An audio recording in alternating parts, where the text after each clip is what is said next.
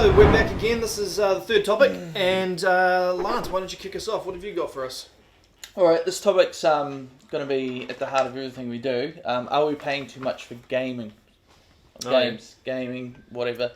So, everyone's going to have a view about whether we pay too much or we don't pay too much. Everyone knows that there's Steam out there for PC users. Obviously, we can buy games online, but there is obviously Xbox Live, there's PlayStation Store. There's lots of ways to buy games. So, I'm going to kick this off with some examples before we get into the dialogue, just so you can see the differences in what we pay and what other markets pay. Yeah, nice. Right? So, I start off with Lego Dimensions. Does anyone know that one? Yep. No? Sort of like one of those games where you have the little figurines. It's like Minecraft, but with Lego. Yeah. So, at EB Games, it's going for about $200. For you, yeah. What? Is it like a collector's edition or something? Well, it comes with the figurines. Oh, the figures. Oh, okay. Yeah. So, that's what I'm talking about. So, for US residents, if you want to buy it on Amazon, it's 133 New Zealand dollars. That's converted. But here we're paying 200. Here we're at paying EB Games. 200 at the recommended. Right? So that's a complete conversion for the same thing. All right. But Mighty Ape is offering it for 180. So there is some stagnant prices out there. Mortal Kombat X, you can get it online for about $70 shipped to New Zealand. You can buy for the PlayStation here. You can buy on the PlayStation Store for 120 New Zealand. Mm. Wow. It's a digital download. Yeah. Yep. Or you can get the physical copy for $70 shipped. Mm-hmm. All right. So Arkham Knight. So here's my little research so far. So you can go to Amazon, and obviously this is in US dollars, and buy it for $59. You can buy it on Mighty Ape in New Zealand for $99. You can buy it at EB Games for $120. JB Hi-Fi $89. JB Hi-Fi at $89. Or you can get it on the PlayStation Store in New Zealand dollars for $119. Or you can get it at the PlayStation Store in the US for $58. So my whole argument here is that, and I'll go into context, there's some obviously regional, the way we're placed in games, is there's a clear line here that New Zealanders are paying too much compared to the US market. My argument here is the fact that if you're selling a game online, there is no overheads. You sell a game to an American, you sell a game to New Zealand. Now, recently Steam in March regionalised our store in New Zealand. They put everything in New Zealand dollars where we used to be placeholding in US dollars. Now, that was a ploy for New Zealanders to pay our regional prices, because before we were paying US prices. Now, whether they played it down or not, the fact is now we're paying more for games through Steam than we did before. For those clear reasons, is that in the US market, they're selling games for a cheaper price, and in the New Zealand market we have to pay more. Now, in the online format, there shouldn't be a reason why you should have to pay more just because I'm in New Zealand compared to whether I'm sitting on a couch in the US. It's the same game getting sold to me anywhere in the world. Now, if we're a global market, that shouldn't make a difference to me. Now, I have the same complaints when it comes to TV solutions, but I won't go into that. I don't believe... Now, I know that retailers have a recommended retail price to sell their things for, but as you can see with JB Hi-Fi and Mighty Ape, there is a range of prices that they can stagnate, obviously with profit, and the distributor sets, how much they need to price it for. The fact is, who's saying... it can't cost that much for ship, because if I can get a game shipped cheaper than I can buy it on an online store, it make no sense to me. Just makes me upset just thinking about it, to be honest. I should sit there digitally, that I've already paid for a network service, and download this cheaper than having to buy a physical copy from another country. Yep. Makes no sense. Yeah. So I think, we're going to make some noise here, because I know Americans won't pay lots for games. Clearly, that's well written out there. But I want to hear your guys' views on it, because you've probably all got an experience somewhere in your life where you've heard about a game that's cheaper overseas. Have you bought it? Or, I know, James, you have some experience in the gaming market. What do you think? The main thing I kind of think of is that prices always change. It's usually from shipping, but because a lot of companies buy them in bulk. Yeah. So, but also there's not that much of a markup on a game. So in terms of a business making profit off of something, especially in games, it's only about $4 to $10 in terms of sold one game, that company gets $10 of that.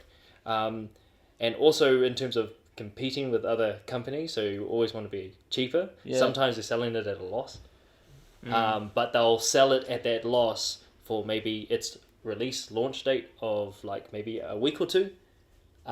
So that hype gets up from customers, word of mouth, this game's really good, you should get it, and then it will go back up to its original price of like say $100 or something like that.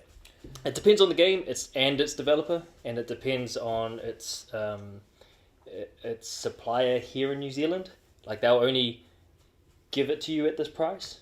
So they set the price at like the recommended price that you should sell it, and then you've got to work out a margin from that. Yeah, work out a margin in terms of cost, stores around the country and stuff like that. That's more kind of politics and stuff, and it's not usually the case, but it is different for the individual game. It's not like, hey, everything's going to be this price and this is what we do, this is what we add to it.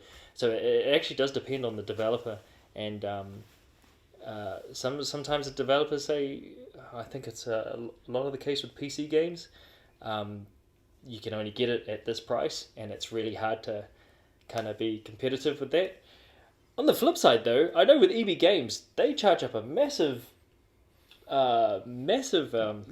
markup for them, which I don't get. Well, clearly with Arkham Knight, there's a big difference between what they do. Mighty Ape are offering. Yeah, they do offer some collector's editions and things, don't they? That they've yes, got the they rights do. to that you guys don't. Yeah. Clearly. Because they're American. Because I know with the Fallout 4, for example, the Pip-Boy, EB has the exclusive rights to their collector's edition for that here in New Zealand. Oh, you can't get the Pip-Boy edition from anywhere other than EB?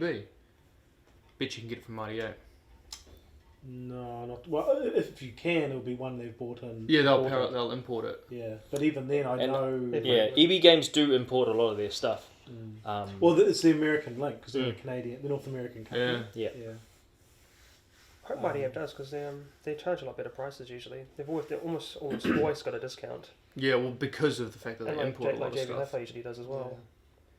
And that's the thing, we were talking about buying the games at the stores at certain prices within what the distributors can sell in New Zealand. The fact is, I can still go online and purchase it US, import it to New Zealand cheaper than I buy it in the store in New Zealand.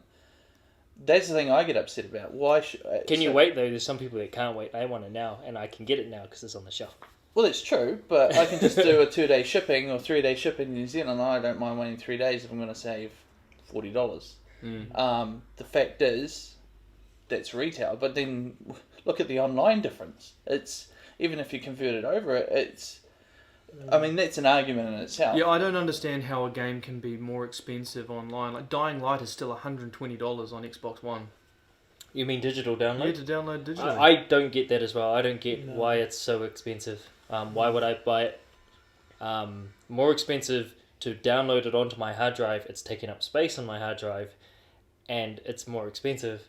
In some cases, $40, $50 more expensive. Yeah, and most gamers are inherently collectors anyway, so we kind of like to have our little hard copy of something on the shelf anyway. So what's the enticement? Yeah, I purely don't understand it, especially on an online market where Xbox is, you know, when you go onto Xbox, it's the New Zealand market or the US market. It obviously knows who you are. Just to price point different, you know, people for different prices based on the market seems really weird to me. I know that's how markets work, but the simplicity is we're talking about a unique sort of way of purchasing. You don't purchase a digital T-shirt. You're purchasing something that downloads directly, which the product is that you play, right? It's a little bit different. When you're buying a T-shirt online, you know, it's a completely different market, so it's a physical thing. I don't know how Xbox can say, New Zealand, you can pay $40 more, even if I convert it over, you're going to pay $40 more. I'll give you your US customer $40 cheaper because they're in the US. I don't understand the argument until somebody explains it to me, because I am the same customer in a world market. I think and this is just, I'm actually just making a speculation here, but my thinking is that when you say global market, it makes it feel like we're in a global market, but I don't think we actually are. No. I think when they do these things, the markets are all compartmentalized, so it all comes back to supply and demand. So in America, bigger demand because you've got more population, so lower price. New Zealand, smaller population, lower demand, higher price. That makes sense. Yeah, but that's I totally understand what you're talking about. So here's an argument to that market fundamental of Business 101 is based on a physical product, demand and supply, right? It's on if I have too much, if everyone's buying milk, then obviously demand and supply. We're talking about a physical, a digital concept here. Yeah. There is no separate market for digital content. I know. There shouldn't be. Well, I think is the key. if they're using old world concepts for new world things, that's it the doesn't problem. work. Yeah, And to say that argument doesn't make any sense to me because it's unlimited supply. yeah, Exactly. You're just downloading it. You can't tell me just because. yeah.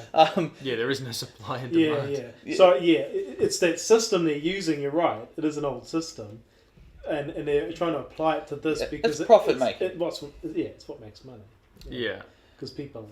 And we're still new to this global market, as you say. So it'll change in time. It just, Well, yeah, I hope so. well, Oh, yeah. And New Zealand's probably an afterthought for some of them too. I mean, we only just got Netflix. I mean,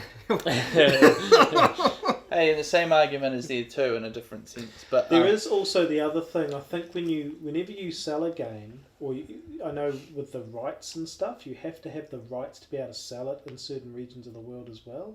You pay for marketing and things in those regions. So I think that's part of the cost as well. So obviously it costs to market it here, so they have to pay a bit more money because the exchange rate is different and all that. retail kind of wise, stuff. yeah. Yeah. Well, with anything, whether you're marketing it online or you're marketing it with posters placed, whatever, they still have to pay something in that country. And then they have to pay tax on that in that country and all that. I guess that's where those costs are coming up because it's all of those periphery things that we don't. It's not just the game. Yeah, I can understand that. And there's a lot of talk at the moment about a lot of these online content paying for their taxes and so forth. So I can understand it, but there's some real big examples of real price difference that I've talked about, and even if you were to factor in some of those variables, it's still more. Yeah, and I guess it's the main concept that I don't understand. Well, in general, are we paying too much for games? Well, that is the question. Do you think? I think Games too $120 is too expensive. Yeah, is that a threshold? 120? No, that's not. No, I think 100 is the threshold for me. I don't want to pay over $100 for a game. I think 120 is ridiculous. Well, I have another example here, and this is going back a bit. The example that I brought up was, the recommended retail price for the PlayStation 4 in New Zealand is $650. Considerably cheaper than the PS3 when it released at well over $1,000 in 2006.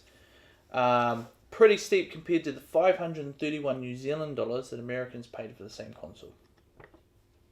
Are you talking about the PS3 there or the PS4? The PS3. Again, you're talking about something physical, though, aren't you? Yeah, I'm talking about something physical, taking usually a loss. things go forward, right? I'm talking about 2006, where the same game was getting played. We're in a more digital fashion now, and we're still getting the same sharpness. They sell all of those consoles at a loss. Yeah. All Yeah, of them do. they do. Except for New Zealand. And where it just they make the depends on profit. how much of a loss. Sorry. Because even the Well, for Wii U- consoles. I don't know. I just feel like I'm making someone a profit in New Zealand, but No. It's definitely consoles definitely sold at a loss because they make their money off the games, and you need the console to be able to play the game. So if as soon as the consumer has a console, then they're going to need the games. right. So they are sold at a loss. They don't. I think make that's money back. I think that's across the board as well, and especially when they do Yeah. price drops on things. I think Microsoft is making a massive loss At the with their moment. consoles at the moment. But Sony's doing the same thing with their console, but they are making a profit because everybody's buying the games. So you got 20 million consoles out there. You get like games that cost $100, $80 to $100 each, wherever you are in the world. So there's a bit of profit there. Yeah, and I think they don't make any money until something like 3 to 4 years into the actual, making of the Yeah. system and stuff, because it takes that long just to recoup all that loss. Weird, eh? It is. It's a It's- strange system. So, but in saying that, with say for a game like Star Wars Battlefront, are you happy to pay $120 for that, or you want it should be an $80 game?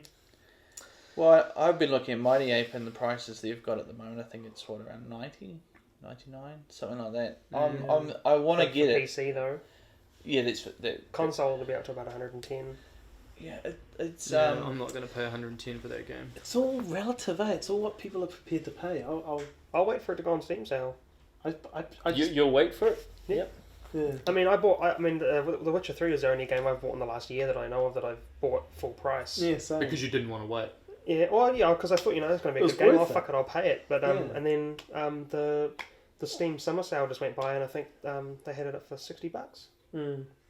Right, wasn't you wouldn't have had to wait huge. long. down from like 90. Was it? Oh, okay. It was like yeah. $30 cheaper after like a month. Mm. Yeah, that's pretty significant. Why is Steam so cheap? Again, it's the user base. You got what, 7 million? Do 75 they? million. 75 We million, seem to be so- talking about hype a lot. Do they go on the whole almost 1 day sale ish kind of thing? Like this game's only going to be on sale for 1 day. You better get in there quick. No, they have flash sales. Yeah. 12-hour sales. Things That's like like old. That's older stuff though. They never flash sale new stuff. that. Their logic is that a game comes out and it's only really going to be able to sell for 6 months or something. And then people who want it in that 6 months are going to buy it. Then you've got a whole other sector of people that are only going to buy it if it drops to a certain price thing. They'll buy it.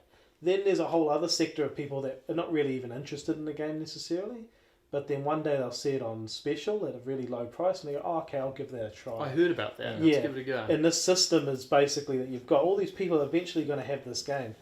The guys that did The Witcher were really smart about it. They just literally almost gave away Witcher 1 and 2 at the price they kept dropping. It was like $3 at one point. That makes sense though. Exactly, right? Yeah. because all the people that wanted it have played it. It's been out for years now. But what it does do is it draws in a new Audience. audience for the next one that comes out, who then pay for it. So it's smart as a business practice. And then you got a discount off Witcher 3 if a you get both loyalty, of them. discount, yeah. But do you think they get around, like you were saying, costs, like distribution costs, supply costs, because it's a digital download? Mm. But why is Steam so cheap compared to digital games on the PSN and Xbox market? Because, again, I think because Steam's bigger than the console. There's more people on Steam than there are on the consoles, I guess. Yeah, but not at the height of the 360 there weren't. You said 75 million. There were 80 million plus on Xbox 360 and again on the PlayStation 3, and it was the exact same. Yeah, they also had really big prices, eh?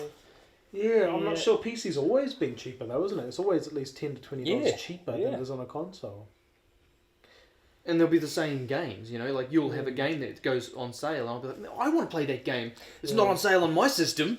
Yeah. Well, it might be from what James says about the whole fact they're going to make a little bit of profit based on the console itself not making money. Yeah, That's yeah. it. That's That's nice. exactly what You've it already is. invested in a PC that's They paid can for only itself. drop it so much. They need to recoup their money because of the losses they've made on the system. Well, it's yeah, not there's no loss. There's no loss recoup with PC. right. Okay, interesting. Mm.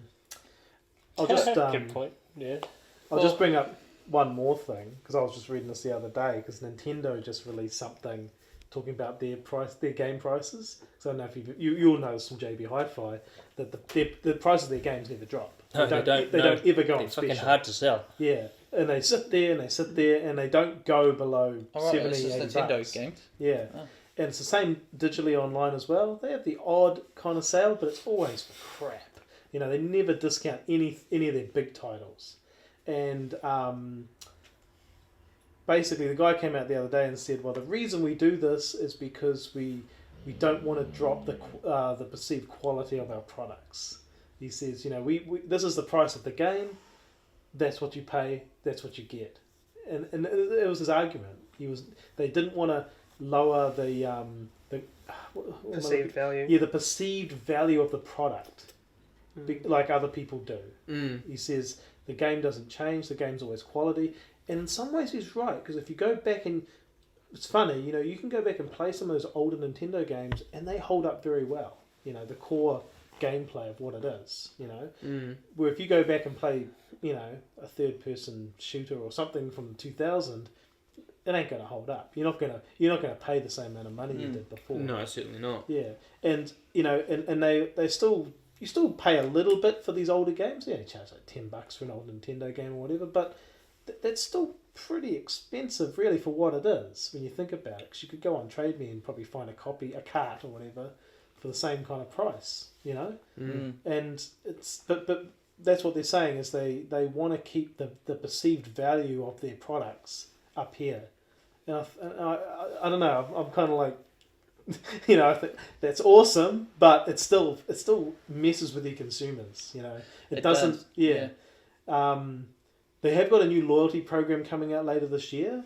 They've scrapped They had the stars catalog system where you would basically build up these stars and you could spend them on things. And I got a T-shirt and all this stuff. It's kind of cool, but I want it to be more. I want it to actually be like, because I know in America and Europe they were giving away digital copies of games. Once you'd built up enough stars, you could buy the games with these stars. And I thought that was a nice loyalty system. I thought that was kind of cool. But so not here. But while it's coming, I'm hoping it's going to come with the next Update to the system. Yeah, they're totally overhauling the whole thing. Because the biggest problem they had before was it wasn't all kind of linked very well between the Wii U, the 3DS and all that, but now it looks like it's going to be all linked, so I don't know. Hopefully it's all linked, and whatever you buy on the 3DS, what you buy on the Wii U, it's all going to crossplay. It's all going to go into one account. And I've got a funny feeling this NX thing is actually going to be like an online thing. It's going to be like if you buy Super Mario from 1986 or whatever, you're now going to have that game forever. No matter what console you ever buy in the future, it'll always be on your global account or your. I like that's what it should be. That's what it should be. Yeah. Well, that's what Steam is now. It's sort of global. And that's regionalised global. That's what Microsoft and Sony should have done with Xbox Live and stuff, but they didn't for some reason. It should be linked to your account, not the console. Yeah. Well, Xbox has just opened it up though. Are they? Well, with the backward compatibility, Oh, my yeah. library's been populated with some of my older games now, my arcade games and stuff. It's quite cool. I just think it would be great if we get to the stage where we have one market for all. I just think that's where I'd say that's where we're heading though, to be honest.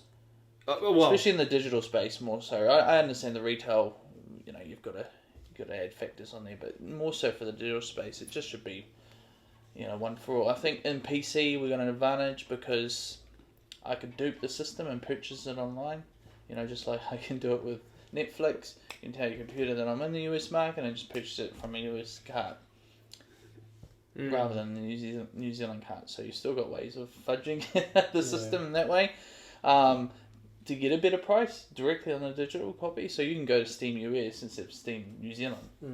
And this is my whole argument. The fact is I can do that just to get a better price for the same game. And what difference does it make, really? Exactly. Yeah. I mean, still purchasing the copy, which is great because I want to benefit the producers and people who've made the game.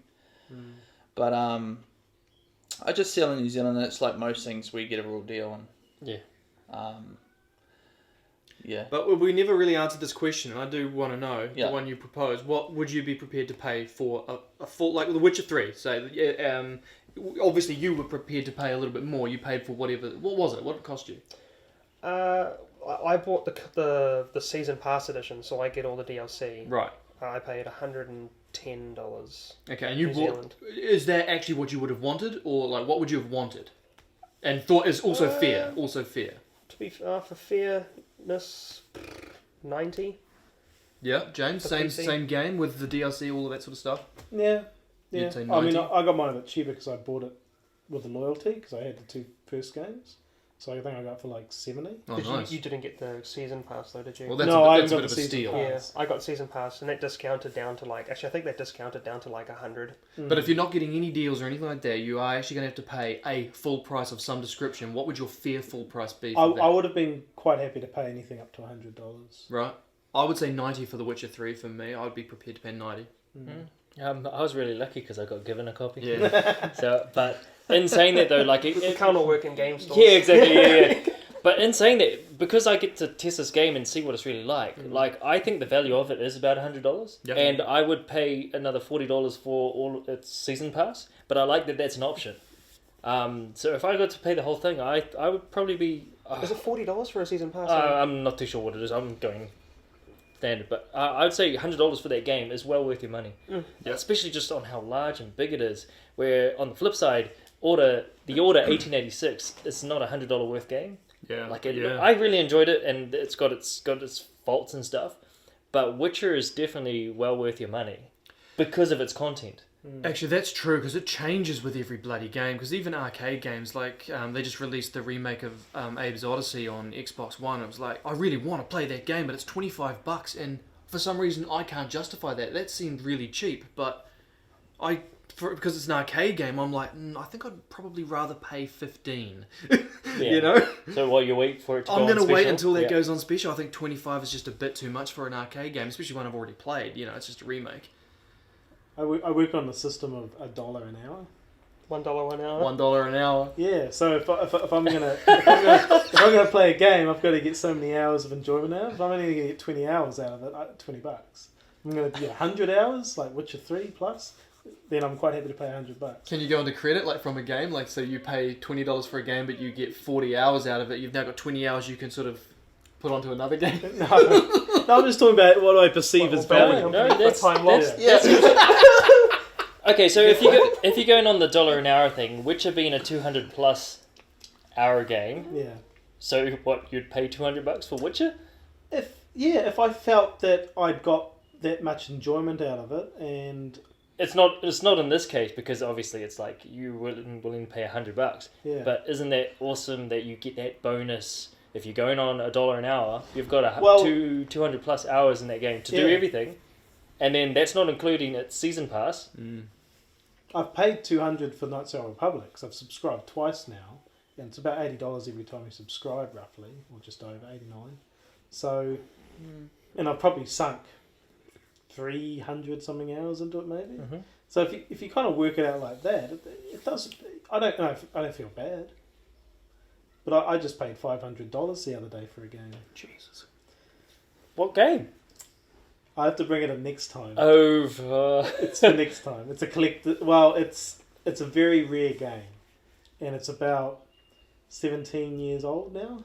And you paid $500. It's not Leisure Larry. This is going to be interesting. Yeah, I'll bring it in the show next time. We can maybe talk about the rarity of games or something, and Wow. again the perceived value, because this game it's a role playing game. It's only probably about 40 hours long, but it's very rare. It was only 30,000 copies I've ever made, Yeah. so it's hard to find. And you played it in the Now day. that is supply and demand.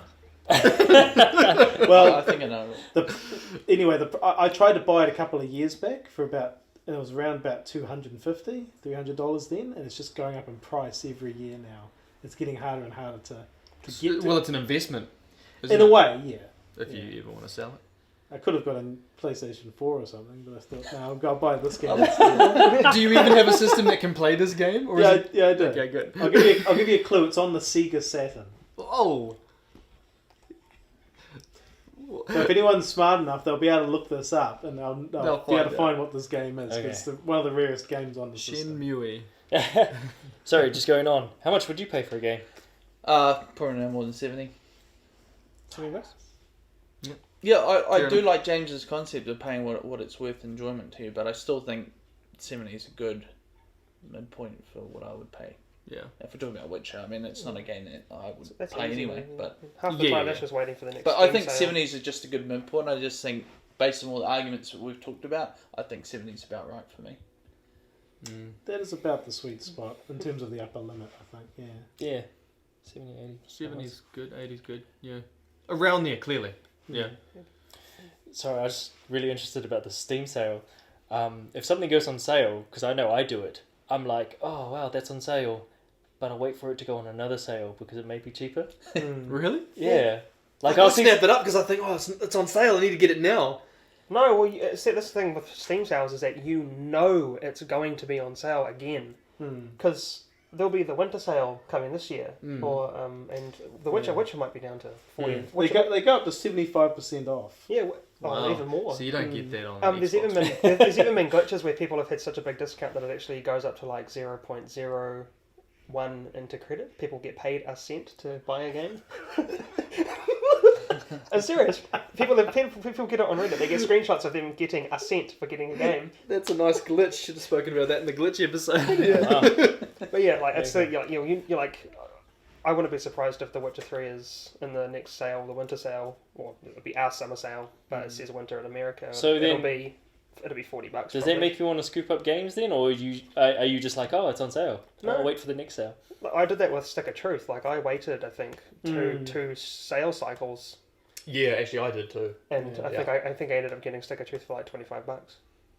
Yeah, And that's another good game if you want to go dollar an hour thing. And they do it really good. Like they'll do all the main titles, and then they'll have like little flash sales of older games that only last for 12 hours, and they cycle them, and they'll be even cheaper. Like there'll be really good deals, but stuff that might be a year or two old, and then at the end they'll do a big last chance sale at the end, and they might add like another 5% discount on everything, so you can wait till the end of the sale to buy stuff as well.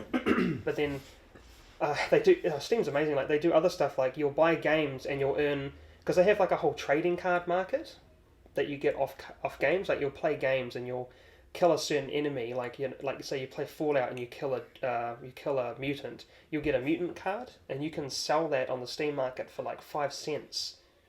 Or you can trade it. You can like convert them into tokens or gems or something. Yeah. And like every time you, like in the last sale, every time you bought a game, you got a card that had some character on it, and they were worth like 20 cents each or something. And you can get rare cards. Yeah, the whole economy of these cards now. And you can like melt them down into little token packs or something, and then you can sell So it becomes a game in itself. In a way. And you can like, so you could like, I mean, it's not huge, but like if you did all this stuff and sold all this stuff, you could get like a $3 or $4 saving, like, or credit to your account to put towards a game. Yeah, I've bought up about $3 or $4 in credit just by I mean, like these cards. Yeah, I still play Dota. I've got like 2,000 hours logged on it. There was I got over 2,000 hours on Dota 2. And there was a summer event, and you got chests with cosmetic items, and I got these dragon claw hook things for one of the characters to equip himself with, to change his hook from like a meat hook to a dragon claw hook. And it had a rarity where it was never going to get released again, like it was the only time you could get it. And someone kept trying to add me on my Steam thing because they kept seeing me playing with it, and they said, "Oh, I'll trade you all this and that." And I was like, "Oh, people really want this," so I went and checked the market, and they were going for like $150 on the Steam market. And I had 2 of them because I bought a bunch. I think I won some chests, and I bought a bunch of chests and unlocked them, and I got 2 of the hooks. And I think I waited for them to go on sale, and I think I sold both of them for $200 each, and I just used that $400 just to buy a whole lot of games. Wow. Jeez. That's awesome. I bought Black Flag. I think I bought heaps of games. I didn't know you could do that. That is awesome. Virtual economy. Yeah, virtual economy. And I think it cost me like $20 in chests and keys to unlock them, and I made $400 on the Steam market. But some guys actually make a living out of this as well. Just farming and selling leveled characters they've made or equipment they've found, and Steam's amazing. Everyone needs to be like Steam. It works. Yep. All right. Well, that was a good topic. This went in a bunch of different directions, but I'm sure we spoke about the core of it at some point in there. We did. All right. So thanks for watching. Only 3 topics this week. So hopefully you enjoy that, and it's enough to keep you excited for what's coming in another couple of weeks. So yeah, stay tuned. 4NZGamers, YouTube, Facebook, and Twitter. Ciao for now.